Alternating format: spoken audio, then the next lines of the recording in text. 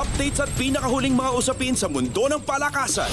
Atin ang pakinggan dito sa Ang Pilipinas Ngayon.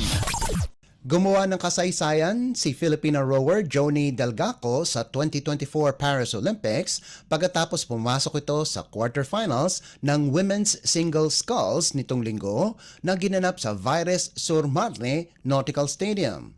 Namunaw si Delgaco sa kanyang repechage heat sa oras na 7 minuto at 55 segundo para masiguro ang pagtatapos nito sa top 24 sa kanyang kauna-unahang partisipasyon sa Olympics. Isang makasaysayan na katuparan din ito para kay Delgaco bilang unang babaeng rower mula sa Pilipinas ang nakapagkwalipika sa Olympics. Ang Filipina rower ay nagtala ng 7 minuto at 56.26 na segundo sa heats upang magtapos sa ika-4 sa 6 na miyembro ng kompetisyon.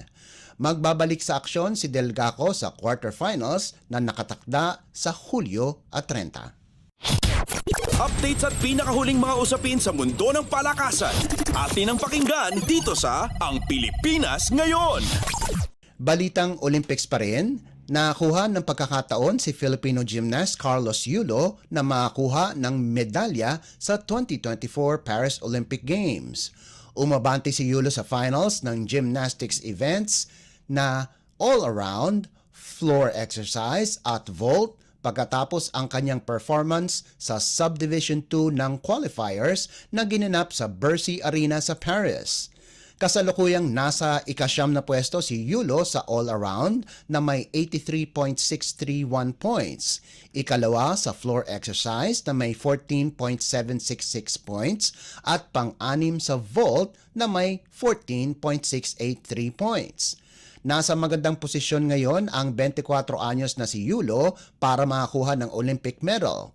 Subalit inamin niya na kinabahan siya sa kanyang mga performances lalong-lalo na sa floor exercise.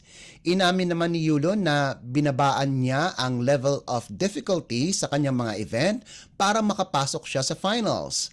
6.3 ang level of difficulty lang daw ang ginawa niya, subalit gagawin niya itong 6.6 pagdating ng finals. Nakatakda sa Hulyo at 31 ang final sa all-around, sa Agosto at 3 ang floor exercise, habang ang vault ay gagawin naman sa Agosto at 4.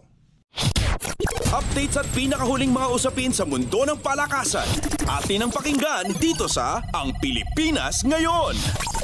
Sinimulan ng De La Salle University ang kanilang pagdedepensa sa corona sa 2024 V-League Men's Collegiate Challenge ng isang pahirapang panalo laban sa Colegio de San Juan de Letran sa larong ginanap sa Paco Arena sa Maynila.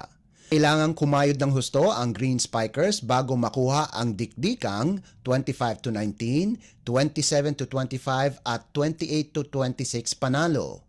Pinangunahan ni Chris Hernandez ang Lasal sa nagawa nitong 14 na puntos galing sa 11 attacks, 2 service ace at 1 block, habang ang team captain na si Menard Guerrero ang nanguna sa depensa sa nalikom nitong 15 excellent receptions at 10 excellent digs. Si Vince Himzon naman ang nanguna para sa Knights sa nagawa nitong 14 na puntos, habang nagdagdag si Steven Santamaria ng 9 na markers.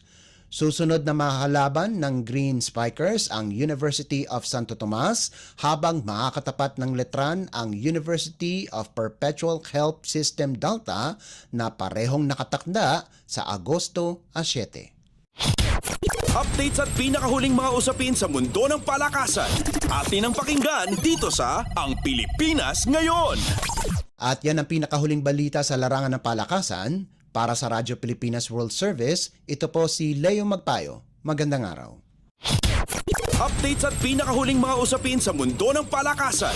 Atin ang pakinggan dito sa Ang Pilipinas Ngayon.